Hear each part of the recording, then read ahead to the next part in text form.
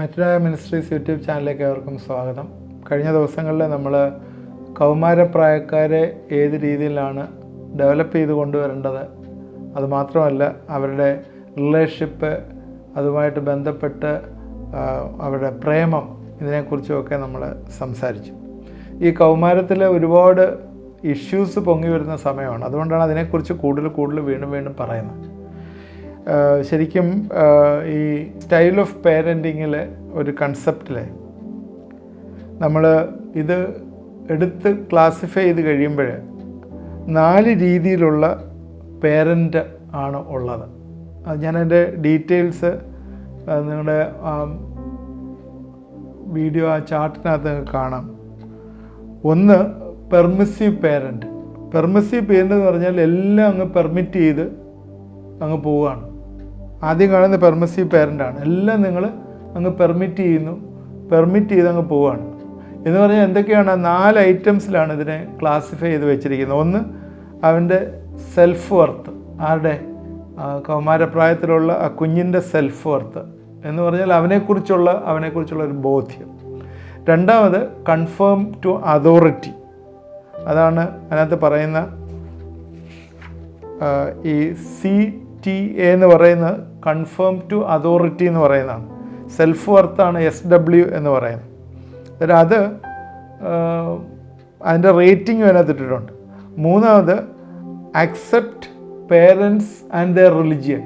കാരണം പല കുഞ്ഞുങ്ങളും അവരുടെ റിലിജിയൻ, ഇപ്പോൾ പേരൻസിൻ്റെ റിലിജിയന് അക്സെപ്റ്റ് ചെയ്യാത്ത കുഞ്ഞുങ്ങളുണ്ട്. അതാണ് ആ ഒരു രീതിയിലൊരു സർവേ എടുത്തിട്ട് ഉണ്ടാക്കിയിരിക്കുന്ന ഒരു ഫിഗറാണ്. മൂന്നാമത്, റിബല്യസ് അഗൻസ്റ്റ് ദ സൊസൈറ്റി. അതിൻ്റെ റിബല്യസ് നേച്ചർ വരിക അവരുടെ കമ്മ്യൂണിറ്റിയോട്. ശരിക്കും പറഞ്ഞാൽ ഒരു വ്യക്തിയെക്കുറിച്ച് പറഞ്ഞാൽ അവനെക്കുറിച്ചുള്ള ഒരു സെൽഫ് വർത്ത് അവനുണ്ടാവണം. അതുപോലെ അവന് അധികാരികൾക്ക് കീഴടങ്ങിയിരിക്കണം. ഇതിപ്പം അധികാരികൾക്ക് കീഴടങ്ങാത്ത കാര്യം നമ്മൾ ഈ അടുത്ത കാലങ്ങളിൽ കാണുന്നുണ്ടല്ലോ. ഇന്ത്യയുടെ വിദേശത്ത് പഠിക്കാൻ പോയി ജോലിക്ക് പോയവരെയൊക്കെ തന്നെ ഇപ്പം ആ കൺട്രികളിൽ നിന്ന് പാക്ക് ചെയ്ത് ചെയിനൊക്കെ ഇട്ട് ഫ്ലൈറ്റിലൊക്കെ കയറ്റി കൊണ്ടുവരുന്നത് നിങ്ങളെല്ലാം കണ്ടിട്ടുണ്ട്. പഠിക്കാൻ പോയവരും ജോലി ചെയ്യാൻ പോയവരും. എന്താ വെച്ചാൽ അവിടെ ചെന്ന് മുദ്രാവാക്യം വിളിപ്പും അവിടെ ചെന്ന് അതോറിറ്റിക്ക് അഗൻസ്റ്റായിട്ട് വർക്ക് ചെയ്യുകയും ചെയ്തിട്ടുള്ളതാണ്. Confirm to authority. ഇന്ത്യയിൽ പോലും തന്നെ നമ്മുടെ റൂൾസ് വയലേറ്റ് ചെയ്താൽ പിടിച്ചകത്തിടും. അത് കൺഫേം ടു അതോറിറ്റി. മൂന്നാമത്, അവർ റിലിജിയൻ അക്സെപ്റ്റ് ചെയ്യും. ഇപ്പം പേരൻസ് റിലിജിയൻ തന്നെ അക്സെപ്റ്റ് ചെയ്യണമെന്നില്ല കുഞ്ഞുങ്ങൾ, അവരതിൽ നിന്ന് മാറിപ്പോകാനുള്ള സാധ്യതയുണ്ട്. നാലാമത് പറയുന്ന കമ്മ്യൂണിറ്റിയിൽ റിബല്യസ് ആകുക. ഇതെല്ലാം കഴിയുമ്പോൾ അവർ നോർമലി കമ്മ്യൂണിറ്റിയിൽ റിബല്യസ് ആയി ഒന്ന് മദ്യപാനത്തിന് അടിമയായി അല്ലെങ്കിൽ എന്തെങ്കിലുമൊക്കെ കമ്മ്യൂണിറ്റിയിലെ പ്രശ്നങ്ങൾ ഉണ്ടായിക്കൊണ്ടിരിക്കുന്ന കൂട്ടം. അതിൻ്റെ റേറ്റിംഗ് അതിനകത്തിട്ടുണ്ട്. ആദ്യം കാണുന്നത് പെർമിസീവ് പേരൻ്റാണ്. എല്ലാം സമ്മതിച്ചു കൊടുക്കുന്ന പേരൻറ്റ്. ആ 2 ലൈനാണ് ഇട്ടേക്കുന്നത്. ഒന്ന്, ലോ. ആദ്യം മേളിൽ ഹൈ സപ്പോർട്ട്, രണ്ടാമത് ലോ കൺട്രോള്, ഏറ്റവും അടി വരുമ്പോൾ ലോ സപ്പോർട്ട്, ഇപ്പുറത്ത് റൈറ്റ് സൈഡിൽ ഹൈ കൺട്രോൾ. അപ്പോൾ നമ്മൾ കാണുന്നത് ആ ഒരു ക്രോസ് പോലെ വരച്ച് മേളിൽ ഹൈ സപ്പോർട്ട്, ലോ സപ്പോർട്ട്, ഇപ്പുറത്തെ ലോ കൺട്രോള്, അവിടെ റൈറ്റ് സൈഡിൽ ഹൈ കൺട്രോൾ. അതിൽ പെർമിസീവ് പേരൻ്റ് എല്ലാം സമ്മതിക്കുക, എല്ലാം സമ്മതിച്ചു കൊടുക്കുക. എന്ന് വെച്ചാൽ ഒരു രീതിയിൽ പറഞ്ഞാൽ കുത്തഴിഞ്ഞങ്ങ് പോവുക. എല്ലാം എന്ത് പറഞ്ഞാലും കൊച്ചു പറഞ്ഞാൽ സമ്മതിച്ചു കൊടുക്കുക, ഒരു നോയും ഇല്ല. അങ്ങനെ വരുമ്പോഴേ ഒരു പെർമിസീവ് പേരൻ്റാണ്. അങ്ങനെ വരുമ്പോഴേ എന്താ സംഭവിക്കുകയെന്ന് വെച്ചാൽ അവനെ സംബന്ധിച്ചിടത്തോളം പേരൻ്റ് തന്നെ ആ കുഞ്ഞിനെ സ്പോയിൽ ചെയ്ത് കളയാണ്. അതാണ് സ്പോയിൽഡാണ് അതിൻ്റെ ഹെഡ് വരുന്നത്. സ്പോയിൽഡ് എന്ന് പറഞ്ഞാൽ ലെഫ്റ്റ് സൈഡിൽ കാണുന്ന ആദ്യത്തെ കോളം കുഞ്ഞിനെ ആ പേരൻ്റ് നശിപ്പിച്ച് കളയുകയാണ്. രണ്ടാമത്തെ റൈറ്റ് സൈഡിൽ വരുന്ന അതോറിറ്റീവ് പേരൻ്റ് എന്ന് പറഞ്ഞ ഒരു ഭാഗം. ഇതൊരു സർവേയുടെ റിപ്പോർട്ടിൽ നിന്ന് പറയുന്നതാണ്. അതോറിറ്റീവ് പേരൻ്റ് എന്ന് പറഞ്ഞാൽ എല്ലാ കാര്യങ്ങളും അതോറിറ്റീവായിട്ട് പറയുന്നു. അതിനകത്ത് ചില കാര്യങ്ങൾ നമ്മൾ കാണാം. ഒന്ന്, സെൽഫ് വർത്ത് 1 റേറ്റിങ്. അതുപോലെ കൺഫേം ടു അതോറിറ്റി 1, നമ്പർ 1 ആണ് ഇതെല്ലാം. അതുപോലെ അക്സെപ്റ്റ് ദ പേരൻറ്റ് പറയുന്ന അതേപോലെ അക്സെപ്റ്റ് ചെയ്യുന്നു. എന്നാൽ റിബല്യൻ ടു കമ്മ്യൂണിറ്റി അത് മോശമാണ്. എന്ന് വെച്ചാൽ എന്താണ്? കമ്മ്യൂണിറ്റി പറയുന്ന പോലെയല്ല അവർ ചെയ്യുന്നത്. They are having A self worth. അതെന്ന് പറയുന്നത് എന്താണെന്ന് വെച്ചാൽ ബെസ്റ്റ് സോയിലായിട്ട് പറയുന്നു. That means authority parent. ആ ഒരു പേരൻറ്റിങ് ആണ് നമുക്ക് ആവശ്യമായിട്ടുള്ളത്. പേരൻസിൻ്റെ അതോറിറ്റി ആ രീതിയിലായിരിക്കണം. എന്ന് പറഞ്ഞാൽ കുഞ്ഞുങ്ങളെ സെൽഫ് വർത്തിലും അവർ റൂൾസും റെഗുലേഷനും ഫോളോ ചെയ്ത് പേരൻസ് പറയുന്ന അക്സെപ്റ്റ് ചെയ്ത് വളർന്നു വരുന്ന ഒരു കുഞ്ഞ്. ഓക്കെ, മൂന്നാമത് ലെഫ്റ്റ് സൈഡിൽ വരുന്ന നെഗ്ലക്റ്റ്ഫുൾ പേരൻറ്റ് എന്ന് പറഞ്ഞാൽ പേരൻറ്റ് എല്ലാം അങ്ങ് നെഗ്ലക്റ്റ് ചെയ്ത് കളയാം. അവർ വളർന്നാലും ഒന്നുമില്ല, വളർന്നില്ലെങ്കിലും ഒന്നുമില്ല എന്ന് പറഞ്ഞ് നെഗ്ലക്റ്റ് ചെയ്ത് കളയുന്ന ഒരു പേരൻറ്റ്. അതിനകത്ത് കാണുന്ന എന്താണെന്ന് വെച്ചാൽ സെൽഫ് വർത്ത് ഫോർത്ത് കേഡറാണ്. എന്ന് വെച്ചാൽ ഏറ്റവും കുറച്ച്, കാരണം അവൻ തോന്നിയ പോലെ വളർന്നു വരികയാണ്, അവൻ്റെ സെൽഫ് വർത്ത് ഒന്നുമില്ല. അതുപോലെ തന്നെ കൺഫേംഡ് അതോറിറ്റി, ഒരു രീതിയിലും അവൻ കൺഫേം അതോറിറ്റി ഇല്ല. മൂന്നാമത് പറയുന്ന അക്സെപ്റ്റ് പേരൻസ്, അതും തേർഡ് റേറ്റിംഗ് ആണ്. റിബല്യൻസ് അഗൻസ്റ്റ് സൊസൈറ്റി നമ്പർ 1, അത് സൊസൈറ്റിയിലെ റിബല്യന് നമ്പർ 1 ആണ്.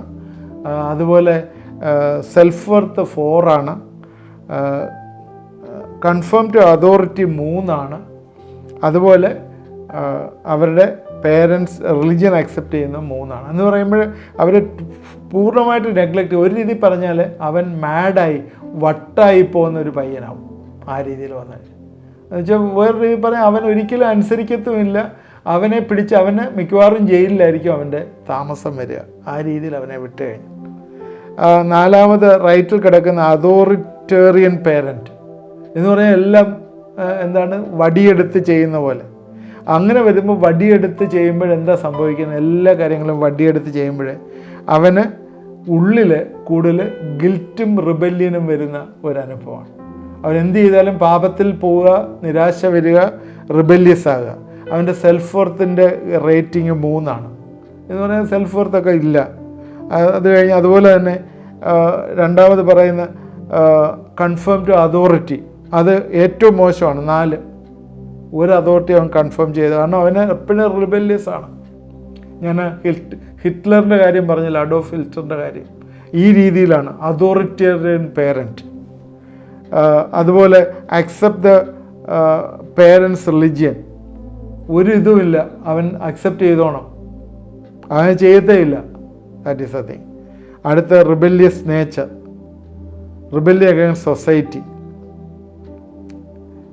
റിബല്യൻ അഗൈൻസ്റ്റ് സൊസൈറ്റിയെക്കുറിച്ച് പോലും അവൻ ചിന്തയില്ല, അതോറിറ്റൻ പേരൻറ്റ്. അതുകൊണ്ട് അത് ഒരു ലോ സപ്പോർട്ടിലേക്ക് വരുന്നത്. ഏറ്റവും ആപ്റ്റായിട്ടുള്ളതെന്ന് പറയുന്നത് അതോറിറ്റേറ്റീവ് പേരൻ്റാണ്. അതിനകത്ത് 1-1-1-3 കമ്മ്യൂണിറ്റിയിൽ ഏറ്റവും ബെസ്റ്റ്, അതുപോലെ സെൽഫ് വർത്തിൽ ഏറ്റവും ബെസ്റ്റ്, അതുപോലെ അതോറിറ്റിയോട് കൺഫേം ചെയ്യുന്നതിൽ ഏറ്റവും നല്ലത്, പേരൻസ് പറയുന്ന റിലിജിയൻ അനുസരിച്ച് അക്സെപ്റ്റ് ചെയ്തു പോകുന്ന ഒരനുഭവം. ഇതാണ് ഏറ്റവും എഫക്റ്റീവായിട്ടുള്ള സ്റ്റൈൽ. ഇത് ഇങ്ങനെയൊക്കെ ചിന്തിക്കുന്നതിൻ്റെ കാരണം ഇങ്ങനെ ഇതൊരു സ്റ്റഡിയുടെ റിപ്പോർട്ടാണ്. ഈ രീതിയിൽ ബെസ്റ്റായിട്ട് ഒരു കുഞ്ഞിനെ ഡെവലപ്പ് ചെയ്യണം, അത് കൗമാരപ്രായത്തിൽ ഡെവലപ്പ് ചെയ്ത് കൊണ്ടുവരേണ്ടതാണ്. ഓക്കെ, ആ സ്ലൈഡിൽ നിന്ന് മാറി നമ്മൾ വീണ്ടും ചിന്തിക്കുകയാണ്. ബൈബിളിലേക്ക് ചിന്തിക്കുമ്പോൾ സദൃശവാക്യം 9-ാം അധ്യായത്തിൻ്റെ 7 മുതൽ 9 വരെയുള്ള വാക്യങ്ങളിലെ പരിഹാസിയെ ശാസിക്കുന്നവൻ ലജ്ജ സമ്പാദിക്കുന്നു, ദുഷ്ടനെ ഭർസിക്കുന്നവന് കറ പറ്റുന്നു. പരിഹാസി നിന്നെ പകയ്ക്കാതിരിക്കേണ്ടത് അവനെ ശാസിക്കരുത്, ജ്ഞാനിയെ ശാസിക്കുക, അവൻ നിന്നെ സ്നേഹിക്കും. അവനൊരു പ്രശ്നക്കാരനായി തീർന്നാൽ, അല്ലെങ്കിൽ ഒരു പരിഹാസിയായി തീർന്നാൽ, പിന്നെ അവനെ ശാസിച്ചിട്ട് യാതൊരു കാര്യവുമില്ല. അവനൊരു പരിഹാസിയായി തീർന്നു. അതെന്താണ്? നമ്മുടെ വേണ്ട രീതിയിലുള്ള പേരൻറ്റിങ്, അവനെ കെയർ ചെയ്യാതെ, സപ്പോർട്ട് ചെയ്യാതെ, അവനുള്ള സെൽഫ് വർത്ത് ഡെവലപ്പ് ചെയ്യാതെ, അവനെ പഠിപ്പിക്കാതെ, അവനെ തോന്നിയ രീതിയിൽ വിട്ട്, നെഗ്ലക്റ്റ് ചെയ്ത് വിട്ട്, എല്ലാം പെർമിറ്റ് ചെയ്ത് വിട്ടു, അല്ലെങ്കിൽ എല്ലാത്തിനും കമ്പെടുത്ത് അവനെ അടിക്കാനായിട്ട് ശ്രമിച്ചു അവൻ റിബല്യസ് ആയി പോയിട്ട് അവനൊരു പ്രശ്നക്കാരനായി തീർന്നാൽ പിന്നെ നമ്മൾ അവനെ ശാസിച്ചിട്ട് കാര്യമില്ല. നേരത്തെ നമ്മൾ പറഞ്ഞു, if you are training A child, അവനെ 5-6 വയസ്സിനകത്ത് തന്നെ അവനെ ട്രെയിൻ ചെയ്യണം. ആ ട്രെയിനിങ് നടന്നില്ലെങ്കിൽ കൗമാരപ്രായത്തിലേക്ക് വന്നു കഴിയുമ്പോഴേ പിന്നെ റിബല്യസ് നേച്ചറിലേക്ക് വരുന്നതായിട്ട് കാണും. ശൗൽ രാജാവിൻ്റെ ഒരു ഉദാഹരണം 1 ശമൂവേൽ 15-ാം അധ്യായത്തിലുണ്ട്. 1 ശമൂവേൽ 15-23 മത്സരം ആഭിചാര ദോഷം പോലെയും ശാഠ്യം മിഥ്യാപൂജയും വിഗ്രഹാരാധനയും പോലെയും ആകുന്നു. ഇവിടെ rebellion is a sin of divination. Rebellious nature വരുന്ന ശാഠ്യം മിഥ്യാപൂജയും വിഗ്രഹാരാധനയും പോലെ ആകുന്നു എന്ന് പറയുകയാണ്. Insubordination is an iniquity and idolatry. അതുകൊണ്ട് യഹോവയുടെ ആത്മാവ് ശൗലിനെ വിട്ടുപോകുന്നു. യഹോവ അയച്ച ദുരാത്മാവ് അവനെ ബാധിച്ചു. ശൗലിൻ്റെ ജീവിതത്തിൽ നിന്ന് നമുക്ക് മുമ്പിലെ ഒരു എക്സാമ്പിളാണ്. വേണ്ട രീതിയിൽ മത്സരം വന്നു കഴിഞ്ഞാൽ എന്ത് സംഭവിക്കും എന്നുള്ളത്. 1 ശമൂവേൽ 16:14 ഇവിടെ പറയുന്നത്, യഹോവയുടെ ആത്മാവ് ശൗലിനെ വിട്ടുമാറി യഹോവ അയച്ച ഒരു ദുരാത്മാവിനെ ബാധിച്ചു. അപ്പോഴിവിടെ യഹോവ ദുരാത്മാവിനെ അയക്കുന്നുണ്ട് അല്ലേ? അത് ആ സമയത്ത് അത് ചെയ്യേണ്ട ഒരു ആവശ്യം വന്നുകൊണ്ടാണ് ചെയ്തത്. അല്ലെങ്കിൽ ദൈവം ദുരാത്മാവിനെ അയച്ച് 1 കൊരിന്ത്യർ 5:5 ഇത് പറയുന്നുണ്ട്. പിശാചിന് എന്നെ അയക്കുന്ന കാര്യം പറയുന്നുണ്ട്. പിശാചിനെ ഏൽപ്പിച്ചു കൊടുത്തു. അതുകൊണ്ട് പിള്ളേരെ പിശാചിനെ ഏൽപ്പിക്കാനല്ല പറയുന്നത് കേട്ടോ, അത് തെറ്റിദ്ധരിക്കരുത്. പിള്ളേരെ പിശാചിനെ ഏൽപ്പിക്കാനല്ല പറയുന്നത്. മനുഷ്യൻ്റെ റീസണിങ് കൊണ്ട് വിൽഫുൾ ഡിസൊബീഡിയൻസ് വരും. മനുഷ്യൻ പലപ്പോഴും പ്രത്യേകിച്ച് ഈ ടീനേജുകളിലൊക്കെയാണ് വിൽഫുൾ ഡിസൊബീഡിയൻസ് വരുന്നത്. കാരണം പല കാര്യങ്ങൾ റീസൺ ചെയ്തിട്ട് മാതാപിതാക്കളുടെ വിശ്വാസം പോലും തെറ്റാണെന്ന് പറയുന്ന കുഞ്ഞുങ്ങളുണ്ട്. അതൊക്കെ എന്താ ചെയ്യാൻ പറ്റുന്നത്? നമുക്ക് അതിന് പ്രാർത്ഥിക്കാനല്ലാതെ വേറെ ഒന്നും പറ്റത്തില്ല. എന്തുകൊണ്ടാണ് ഇത് വന്നത്? കൊച്ചുങ്ങളെ ട്രെയിൻ ചെയ്യേണ്ട സമയത്ത് ട്രെയിൻ ചെയ്യാതെ ഇരുന്നാൽ വരുന്ന കാര്യമാണത്. കുഞ്ഞുങ്ങളെ ട്രെയിൻ ചെയ്യേണ്ടപ്പോൾ ട്രെയിൻ ചെയ്യണം, ചെയ്തില്ലെങ്കിൽ ഇങ്ങനെയൊക്കെ സംഭവിക്കും. കാരണം അവരുടെ റീസണിങ് ഒക്കെ പിശാച് കയറിയിട്ട് കുരുടാക്കി കളയും. അത് വേണ്ട രീതിയിൽ അത് ചെയ്യണം. 2 കൊരിന്ത്യർ 10 3 മുതൽ 5 വാക്യങ്ങളിൽ 3 മുതൽ 5 വാക്യങ്ങളിൽ പറയുന്നുണ്ട്, ഞങ്ങൾ ജഡത്തിൽ സഞ്ചരിക്കുന്നവരെങ്കിലും ജഡപ്രകാരം പോരാടുന്നില്ല. ഞങ്ങളുടെ പോരിൻ്റെ ആയുധങ്ങളോ ജഡീയങ്ങളല്ല, കോട്ടകളെ ഇടിപ്പാൻ ദൈവസന്നിധിയിൽ ശക്തിയുള്ളവ തന്നെ. ആകയാൽ ഞങ്ങൾ സങ്കല്പങ്ങളും ദൈവപരിജ്ഞാനത്തിന് വിരോധമായി പൊങ്ങുന്ന എല്ലാ ഉയർച്ചയും ഇടിച്ചു കളഞ്ഞ് ഏത് വിചാരത്തെയും ക്രിസ്തുവിനോട് അനുസരണത്തിനായി പിടിച്ചടക്കി. ഇവിടെ ട്രെയിൻ ചെയ്യുന്ന ഇതിപ്പോൾ അതുമായിട്ട് ബന്ധപ്പെട്ടല്ലെങ്കിൽ പറയുകയാണ്, ദൈവത്തിൻ്റെ പരിജ്ഞാനത്തിന് വിരോധമായി പൊങ്ങുന്ന എല്ലാ ഉയർച്ചകളെയും പ്രാർത്ഥനയാൽ നമ്മൾ ഇടിച്ചു കളയണം. പ്രത്യേകിച്ച് കുഞ്ഞുങ്ങളിലുണ്ടാകുന്ന വിഷയമാണത്.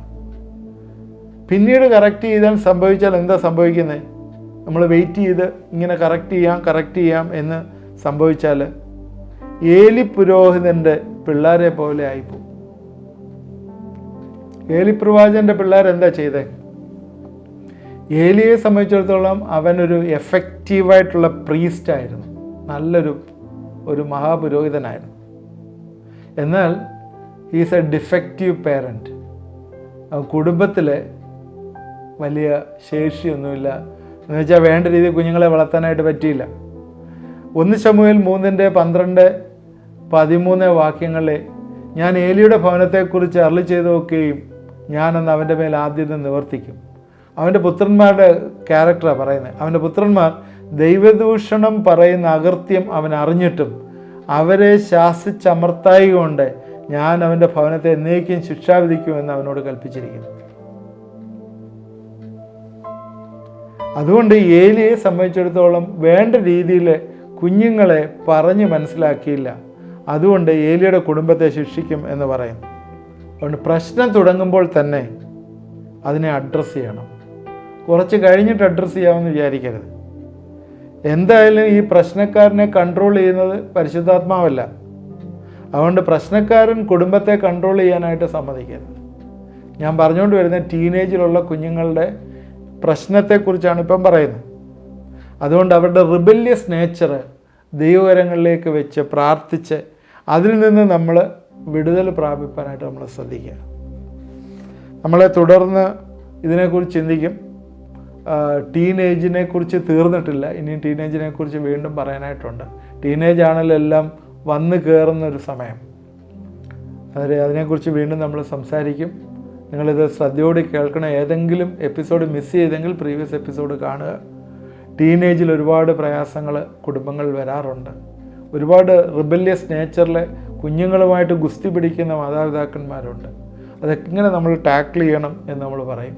ഇതിനകത്ത് പിശാചിൻ്റെ കണ്ടൻ്റ് ഉണ്ട്. അത് വലിയൊരു സബ്ജക്റ്റ് തന്നെയാണ്. അത് നമ്മൾ ഇതിന് തുടർമാനമായിട്ട് പറയും. യൂത്തിൻ്റെ ട്രെയിനിങ് പ്രോഗ്രാം യൂത്തിൻ്റെ ഇഷ്യൂസൂടെ പറഞ്ഞതിന് ശേഷം അതിനെക്കുറിച്ച് പറയുന്നതാണ്. തീർച്ചയായും നമ്മുടെ ഇന്നത്തെ ചിന്ത പ്രയോജനമായി എന്ന് വിചാരിക്കാൻ നമുക്ക് പ്രാർത്ഥിക്കാം. ദൈവമായ കർത്താവെ, ഇത് കണ്ടുകൊണ്ടിരുന്ന പ്രിയപ്പെട്ടവരെ എല്ലാം ഏൽപ്പിച്ച് പ്രാർത്ഥിക്കുന്നു.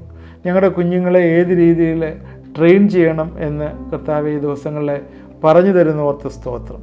കർത്താവെ, ഞങ്ങളൊക്കെ ആധികാരികമായിട്ടുള്ളൊരു മാതാപിതാക്കളാവാൻ, അത് പണിഷ്മെൻറ്റിന് വേണ്ടിയല്ല, ഫ്രീഡം കൊടുക്കുന്നതിന് വേണ്ടിയല്ല, നെഗ്ലക്റ്റ് ചെയ്ത് കളയുന്നതിന് വേണ്ടിയല്ല. പിന്നെയോ കുഞ്ഞുങ്ങളെ റിബല്യസായിട്ട് വളർത്താതെ ദൈവിക ശിക്ഷണത്തിൽ അവരെ വളർത്തി അവർക്ക് വേണ്ടി പ്രാർത്ഥിക്കുകയും ട്രെയിൻ ചെയ്യുകയും ചെയ്യുന്ന മാതാപിതാക്കളാകുവാനായിട്ട് സഹായിക്കണം. എല്ലാ രീതിയിലും അവരുടെ സെൽഫ് വർത്ത് കൂട്ടണം. അവരെ കർത്താവെ അതോറിറ്റികളിൽ അനുസരിക്കണം. അതുപോലെ റിബല്യസ് അല്ലാതെ കമ്മ്യൂണിറ്റിയിൽ വളരണം.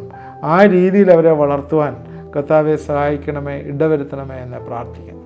കർത്താവെ, ഇതൊക്കെ കർത്താവെ പറയുമ്പോഴേ ഇത് കർത്താവെ കണ്ടുകൊണ്ടിരിക്കുന്ന വ്യക്തികളുടെ ജീവിതങ്ങളിലെ കർത്താവെ അവരുടെ കുടുംബങ്ങളിലുള്ള പ്രശ്നങ്ങളെ ഞങ്ങളിവിടെ അഡ്രസ്സ് ചെയ്യുകയാണ്.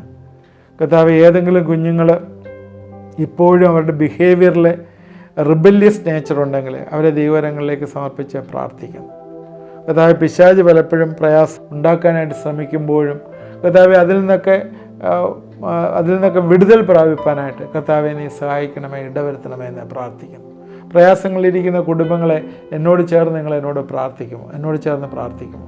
ദൈവം ഇന്ന് രാത്രിയിലെ നിങ്ങളുടെ ഭവനങ്ങളിലെ സമാധാനം തരും, പൈശാചി ശക്തികളെ ബന്ധിക്കും. ചില ഭവനങ്ങളിലൊക്കെ പ്രയാസം ഉണ്ടാക്കാനായിട്ട് പിശാച് ഇടപെട്ടുകൊണ്ടിരിക്കുകയാണ്. ഇന്ന് രാത്രികാലം ദൈവം അത് ഓർഡറായി കൊണ്ടുവരുവാനായിട്ട് ദൈവം ഇടവരുത്തും. ഏതൊക്കെ ക്രൈസിസ് ഉണ്ടോ അതിൽ നിന്നെല്ലാം പുറത്തു വരുവാനായിട്ട് ദൈവം ഇടവരുത്തും. പിതാവിൻ്റെയും പുത്രൻ്റെയും പരിശുദ്ധാത്മാവിൻ്റെയും നാമത്തിലെ കർത്താവേ, ഞങ്ങൾ അവരെ അനുഗ്രഹിച്ച് പ്രാർത്ഥിക്കുന്നു. നിൻ്റെ വലിയ വിടുതലയക്കുകയും സഹായിക്കുകയും ചെയ്യണമെന്ന് പ്രാർത്ഥിക്കുന്നു. നിൻ്റെ കരങ്ങളിലേക്ക് ഏൽപ്പിക്കുന്നു. പ്രാർത്ഥന കേട്ടോർത്ത് സ്തോത്രം. യേശു ക്രിസ്തുവിൻ്റെ നാമത്തിൽ പ്രാർത്ഥിക്കുന്നു, കേൾക്കുമാറാണമേ. ആമേൻ. ഇത് കണ്ടുകൊണ്ടിരുന്ന പ്രിയപ്പെട്ടവരെല്ലാം ദൈവം അനുഗ്രഹിക്കട്ടെ. ഇത് വാച്ച് ചെയ്യണം, തുടർമാനമായി വാച്ച് ചെയ്യണം. പ്രത്യേകിച്ചും യങ്ങായിട്ടുള്ളവർ അല്ലെങ്കിൽ കൗമാരത്തിലുള്ളവർ ഫേസ് ചെയ്യുന്ന പ്രോബ്ലങ്ങൾ അത് ഏതൊക്കെ രീതിയിൽ അതിനെ ടാക്കിൾ ചെയ്യാമെന്നുള്ളതാണ് പറയുന്നത്. കുഞ്ഞുങ്ങളെ വളർത്തുമ്പോൾ ഇതൊക്കെ നമുക്കൊരു മാർഗദർശനമായി തീരട്ടെ. ആദ്യമായിട്ട് കാണുന്നൊരു സബ്സ്ക്രൈബ് ഞങ്ങളുടെ ഫ്രണ്ട്സിനെ ഷെയർ ചെയ്ത് കൊടുക്കുക. അതുപോലെ തന്നെ പ്രയർ റിക്വസ്റ്റ് ഉണ്ടെങ്കിൽ ആ വാട്സാപ്പ് നമ്പറിൽ അയച്ചു തന്നാൽ നിങ്ങൾക്ക് വേണ്ടി പ്രാർത്ഥിക്കുന്നതാണ്. ദൈവം നമ്മളെ എല്ലാവരെയും അനുഗ്രഹിക്കട്ടെ.